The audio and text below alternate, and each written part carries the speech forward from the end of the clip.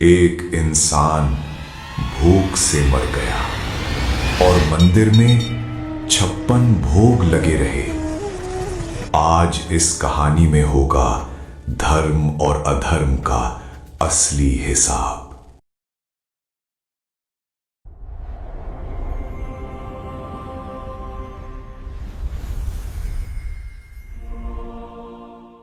जेठ की जलती हुई दोपहरी 80 साल का बूढ़ा माधव भूख से बेहाल होकर हलवाई की दुकान पर पहुंचता है, जहां अमीरी और गरीबी का अजीब तमाशा चल रहा था।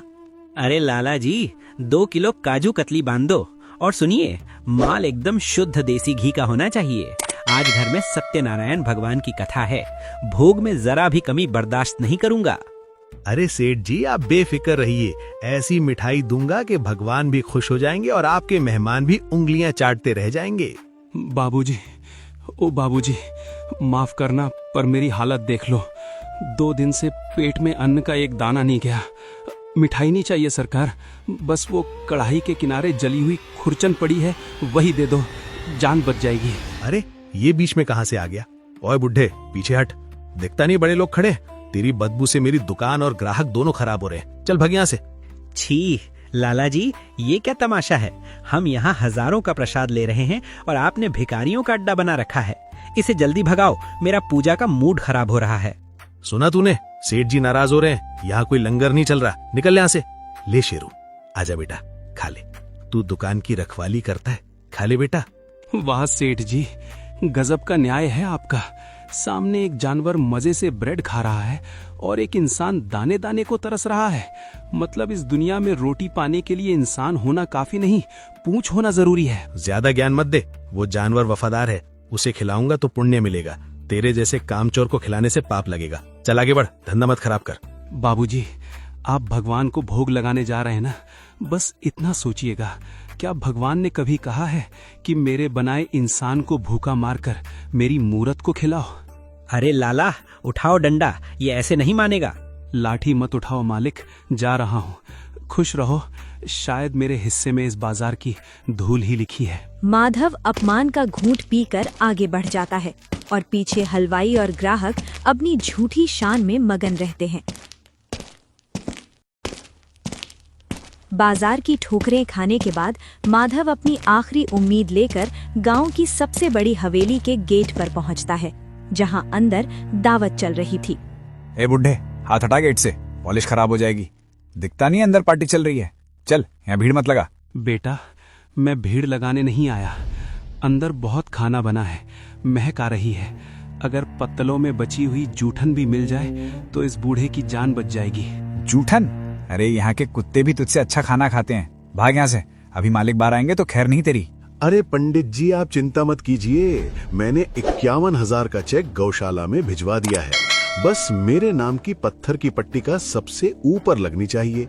धर्म के काम में दीवान चंद कभी पीछे नहीं रहता। छी, ये क्या बला है? दरबान, मैंने कहा था ना कि गेट पर कोई भिखारी नहीं दिखना चाहिए। मेरा पूरा मूड खराब कर दिया। सेठ जी, मैंने अभी सुना आप तो बड़े धर्मात्मा हैं, जानवरों के लिए हजारों का दान करते हैं। अगर इस भूख से मरते इंसान को एक रोटी का टुकड़ा दे देंगे तो भगवान आपका भंडार हमेशा भरा रखेगा। ओए, जबान संभाल। अपनी तुलना गौ माता से करता है। वो माता है और तू क्या है? एक कामचोर भिखारी। हट्टे कट्टे होकर भीख मांगते हो और ऊपर से मुझे धर्म सिखाते हो। मालिक, भूख तो जानवर को भी लगती है और इंसान को भी। पेट की आग तो दोनों की एक जैसी है। बस एक शब्द और नहीं। दरबान, क्या देख रहा है? धक्के मार कर निकाल इसे। अगर ये दोबारा मेरी हवेली के आसपास भी दिखा तो पुलिस में दे देना। शगुन खराब कर दिया दिन दहाड़े। चल निकल यहाँ से। बड़ा अजीब धर्म है तुम्हारा सेठ जी। पत्थर पर नाम लिखवाने के लिए दौलत लुटा दी और एक जिंदा इंसान को धक्के मार दिए। माधव अपनी लाठी उठाता है और टूटे हुए स्वाभिमान के साथ आगे बढ़ जाता है। दुनिया के हर दरवाजे से दुत्कार मिलने के बाद थका हारा माधव अपनी आखिरी उम्मीद लेकर ईश्वर के भव्य मंदिर पहुंचता है, जहां अमीर भक्तों की भीड़ लगी थी। अरे भाई, थोड़ा रास्ता दो, मेरे हाथ में 500 रुपए वाली माला है, खराब हो जाएगी। मुझे जल्दी दर्शन करने हैं। ले लो बाबूजी, गुलाब के ताजे फूल ले लो। भगवान को खुश करना है तो बड़ी माला चढ़ाओ। हे दीनानाथ, देख रहा हूँ तेरे दरबार में आने के लिए भी लोगों को धक्का मुक्की करनी पड़ रही है। दुनिया ने मुझे ठुकरा दिया, हवेली वाले ने भगा दिया, पर तेरा दरवाजा तो सबके लिए खुला है ना। लोग कहते हैं तू जगत पिता है, तो क्या आज एक पिता अपने भूखे बेटे को खाली हाथ लौटाएगा? हिम्मत मत हार माधव, बस कुछ सीढ़ियां और ऊपर तेरा मालिक बैठा है। आज तेरे और उसके बीच कोई नहीं आ सकता। सुना है तेरे घर में देर है, अंधेर नहीं। आज मेरी परीक्षा मत लेना सरकार, आज शरीर में ताकत नहीं बची। उफ, मंदिर प्रशासन भी पता नहीं क्या करता है। गेट पर ही भिखारियों को बैठा रखा है। दर्शन का मजा किरकिरा हो जाता है। कोई बात नहीं, ये लोग नहीं समझेंगे। तू तो अंतर्यामी है, तू तो जानता है कि मेरी जेब खाली है पर मन साफ है। आज तेरे घर से भूखा नहीं जाऊंगा, आज नहीं। माधव अपनी सारी बची खुची ताकत बटोरकर एक एक सीढ़ी चढ़ते हुए उस चौखट की ओर बढ़ता है जहां उसका सबसे बड़ा इम्तिहान इंतजार कर रहा था। लेकिन अफसोस, पत्थर की मूर्तों को पूजने वाले हाड़ मांस के जिंदा इंसान का दर्द नहीं देख पाए। माधव जैसे ही अंदर कदम रखता है, वहां एक अलग ही दृश्य उसका इंतजार कर रहा था। त्वमेव माता च पिता त्वमेव। अरे अनर्थ, घोर अनर्थ। ए नीच, रुक वहीं। तेरी हिम्मत कैसे हुई गर्भगृह की चौखट लांघने की? दिखता नहीं अभी भगवान का भोग लगने वाला है। महाराज क्षमा करना, मैं मंदिर अपवित्र करने नहीं आया। मैं तो भगवान का बनाया एक इंसान हूँ। 3 दिन से भूखा हूँ, मेरी आंतें सिकुड़ गई हैं। वो जो लड्डू आप मूर्ति के चरणों में रख रहे हैं, बस उसका एक टुकड़ा, सिर्फ एक टुकड़ा दे दो, मेरे प्राण बच जाएंगे। हे राम, कलयुग आ गया है। ये भोग त्रिलोकीनाथ के लिए है और तू इसकी तुलना अपनी गंदी भूख से कर रहा है। तेरे मुंह से गरीबी और बीमारी की बदबू आ रही है। दूर हट। तूने तो हवा भी अशुद्ध कर दी। अब मुझे दोबारा स्नान करना पड़ेगा। पंडित जी, मूर्ति तो पत्थर की है, वो खाएगी नहीं, बस भाव देखेगी। लेकिन मैं जिंदा हूँ, मुझे सच में भूख लगी है। अगर भगवान का बेटा खा लेगा तो क्या पिता नाराज होंगे? क्या धर्म यही सिखाता है कि मूरत को घी के दिए और इंसान को अंधेरा? जुबान लड़ाता है, मुझे धर्म सिखाएगा तू? अरे सेवादारों, रामदीन, शंभू, कहाँ मर गए सब? देखो इस पापी को, पकड़ो इस ढोंगी को। इसने मंदिर की मर्यादा भंग की है। इसे घसीटते हुए ले जाओ और सीढ़ियों से नीचे फेंक दो। और सुन, अगर ये दोबारा मंदिर के आसपास भी फटका तो इसकी टांगे तोड़ देना। जी गुरुजी। पंडित जी, मत करो, भगवान माफ नहीं करेगा। एक भूखे को मारकर कैसी पूजा करोगे? भोग स्वीकार नहीं होगा पंडित जी, स्वीकार नहीं होगा। चुप रहे बुड्ढे, बहुत नाटक करता है। माधव का शरीर मंदिर की सीढ़ियों पर गिरता है, लेकिन उसकी आत्मा उस चोट से कहीं ज्यादा गहरी घायल हो चुकी थी। मंदिर के दरवाजे बंद हो जाते हैं और माधव बाहर अकेला रह जाता है। मंदिर से अपमानित होकर माधव जंगल की ओर निकल जाता है। उसका शरीर अब जवाब दे चुका था। दुनिया के दरवाजे बंद हो चुके थे, इसलिए अब उसे एक पुरानी बात याद आती है। हे मालिक, आज सबने दुत्कार दिया, पर मुझे याद आ रहा है, बहुत पहले तेरे ही किसी एक भक्त ने मुझसे कहा था कि माधव, जब दुनिया के सारे सहारे टूट जाएं, तो उस सच्चे मालिक को पुकारना। वो पत्थरों में नहीं, वो तो कण कण में है और वो कभी अपने बंदे को निराश नहीं करता। अगर उस भक्त की बात सच थी और अगर तू सच में कहीं है, तो आज मेरी सुध ले ले दाता। मैंने सुना है तू गरीबों की सुनता है। अब ये शरीर नहीं सहा जाता। मेरी लाज रख ले मालिक, मेरी लाज रख ले। माधव के सूखे होठों से निकली ये पुकार उस विश्वास की थी जो उसने किसी भक्त से सुना था। उसकी ये अंतरात्मा की चीख जमीन और आसमान के पर्दे फाड़ती हुई सीधे उस पूर्ण परमात्मा के दरबार में जा गूंजी। जंगल में सन्नाटा छा जाता है। माधव का शरीर शांत हो जाता है, क्योंकि उसकी पुकार सही जगह पहुंच चुकी थी। काले धुएं के बीच से काल के 2 सिपाही प्रकट होते हैं। यही है वो 812 नंबर का जीव, माधव। सारी जिंदगी गरीबी में रोता रहा और अंत भी लावारिसों की तरह हुआ। उफ, भाई, इसके पास जाने का मन नहीं कर रहा। कैसी सड़ी हुई दुर्गंध आ रही है इसके शरीर से। लगता है पाप और गरीबी दोनों ने इसे गला दिया है। अरे हमें शरीर से क्या मतलब, हमें तो इसकी जीवात्मा चाहिए। यमराज का सख्त आदेश है, इसे प्यार से नहीं बल्कि गले में फंदा डालकर घसीटते हुए यमलोक ले जाना है। इसने अपने कर्मों का हिसाब नहीं चुकाया है अभी। तो फिर देर किस बात की? मुझे वैसे भी यहाँ रुकने में घिन आ रही है। जल्दी से इसका काम तमाम करो और चलो, आज यमलोक में बहुत भीड़ है। ले माधव, ये ले तेरा आखिरी इनाम। अब तुझे कोई नहीं बचा सकता। चल काल के दरबार में। लेकिन जैसे ही वो कालपाश माधव को छूने वाला होता है, तभी माधव की वो सच्ची पुकार अपना असर दिखाती है। तभी उस घने जंगल में एक चमत्कार होता है। माधव की उस सच्ची पुकार के जवाब में आसमान से एक ऐसी दिव्य सफेद रोशनी उतरती है जिसके सामने करोड़ों सूर्यों का तेज भी फीका पड़ जाए। मेरी आंखें, ये कैसा प्रकाश है? इस मृत्यु लोक में इतना तेज लेकर कौन आया? ठहरो, अपनी सीमा में रहो काल के दूतों। आप कौन हैं? हम यमराज के सिपाही हैं, अपना काम कर रहे हैं। ये जीव हमारा है, इसका नाम हमारी सूची में है। हट जाइए हमारे रास्ते से। ये जीव अब तुम्हारा नहीं रहा, इसकी सूची बदल चुकी है। तुमने इसकी फटेहाल काया देखी, पर मैंने इसकी अंतरात्मा की पुकार सुनी। इसने भूख में शरीर त्यागा, पर धैर्य नहीं त्यागा। इसने अपमान सहा, पर क्रोध नहीं किया। और अंत समय में इसने उस सच्चे मालिक को याद किया जो तुम्हारी पहुंच से बहुत दूर है। नियम नियम होता है साधु। इसने जीवन भर दुख भोगा है, इसका मतलब इसके कर्म खोट थे। हम इसे घसीट कर ही ले जाएंगे। जिसका रक्षक स्वयं समर्थ हो, उसका बाल भी बांका नहीं कर सकता काल। माधव ने उस भक्त की बात मानकर अंत समय में सत्य की शरण ली थी।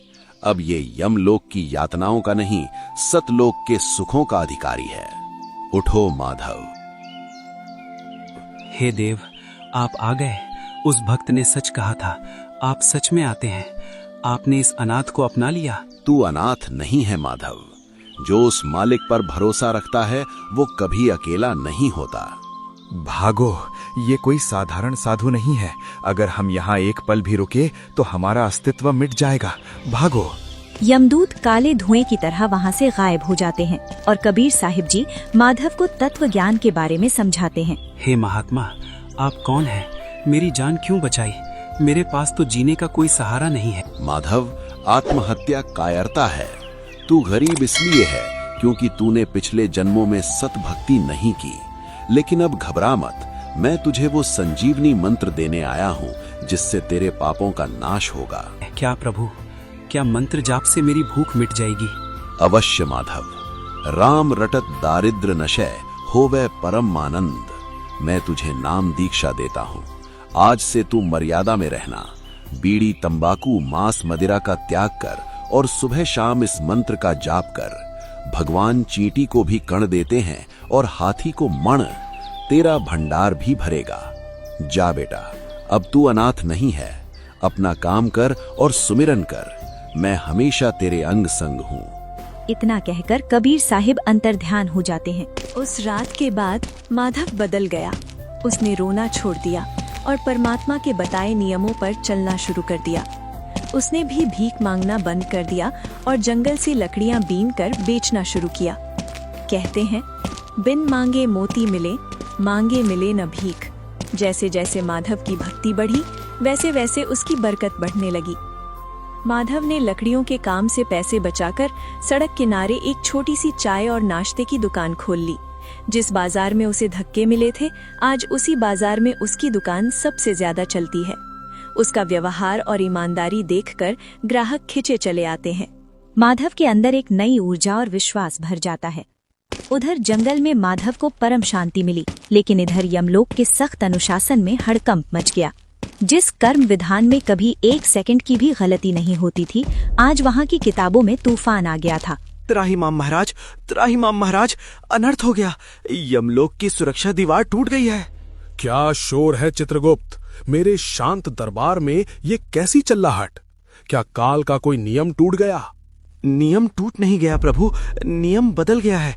पृथ्वी से जिस 812 नंबर के जीव माधव को हमें नर्क में डालना था, उसका नाम पापी सूची से अपने आप मिट गया है।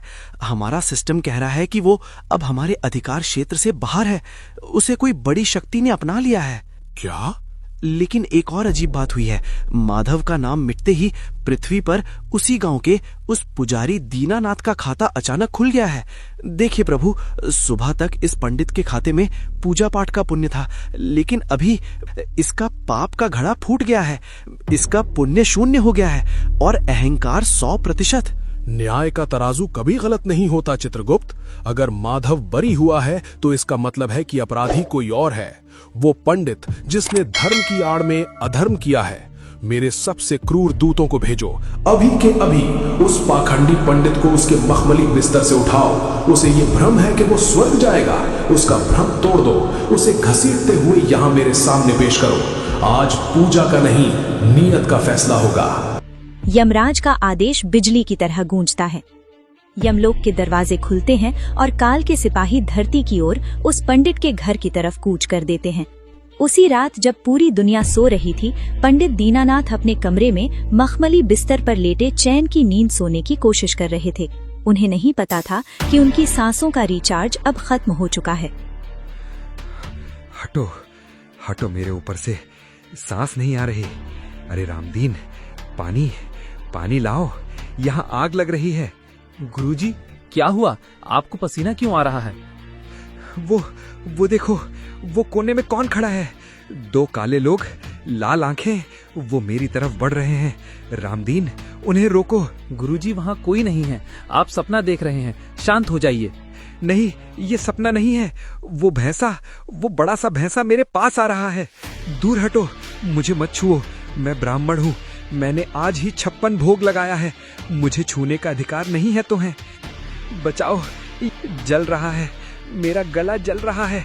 नहीं, मुझे माफ कर दो, मैंने गलती की, मुझे मत ले जाओ। गुरुजी, मैं वैद्य जी को बुलाता हूँ। कोई वैद्य नहीं बचा सकता।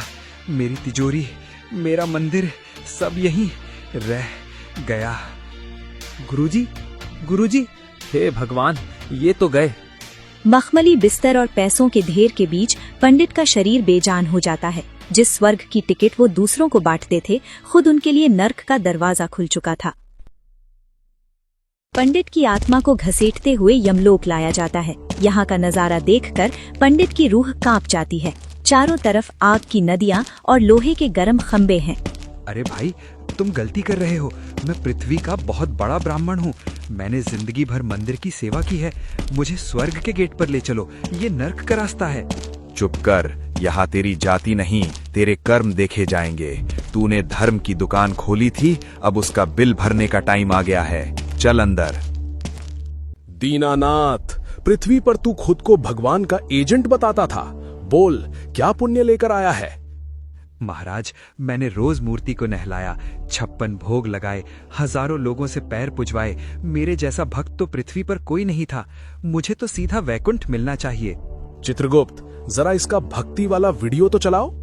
देख पापी, तूने पत्थर को भोग लगाया जो खाता नहीं, और जिंदा इंसान को भूखा मारा जिसमें परमात्मा बसता है। लेकिन महाराज, मैंने तो भगवान का नाम लिया था। गुरु बिन माला फेरते, गुरु बिन देते दान, कहे कबीर वो निष्फल जावे, गावे वेद पुराण। तूने बिना सच्चे गुरु के मनमाना आचरण किया, और सबसे बड़ा पाप, तूने एक भक्त का अपमान किया। देख, आज वो माधव कहाँ है? वो माधव जिसे तूने भगाया था, उसने सतगुरु की शरण ली, और आज वो लोक और परलोक दोनों में सुखी है। और तू अब कुंभी पाक नर्क में जाएगा। त्राहिमाम, महाराज दया, मुझे वापस पृथ्वी पर भेज दो। समय गया सो फिर नहीं आता। जब सांसें थी तब तूने अहंकार किया, अब तो तुझे दंड भोगना ही पड़ेगा। यमदूतों, इसे तप्त शिला पर ले जाओ और 1,00,000 साल तक भूनो, इसे पता चले कि भूख और जलन क्या होती है। पंडित अपने कर्मों की आग में जलने चला गया।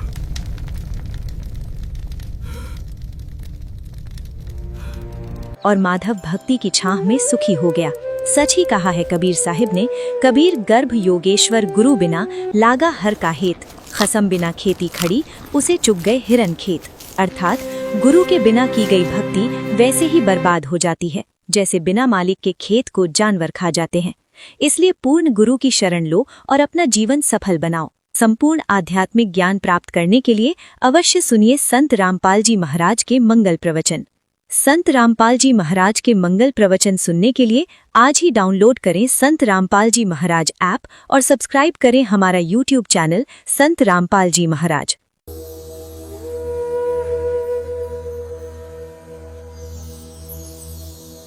इस कहानी में हमने देखा कि माधव को यमदूतों से बचाने के बाद कबीर साहिब ने उसे नाम दीक्षा दी। इससे हमें क्या शिक्षा मिलती है? ए. मंत्र से केवल पैसा मिलता है। बी. बिना गुरु धारण किए और नाम दीक्षा लिए जीव का मोक्ष संभव नहीं है। सी. गुरु केवल जंगल में मिलते हैं। डी. यमदूत केवल मंत्र से डरते हैं। कृपया अपना सही जवाब हमें कमेंट में भेजें।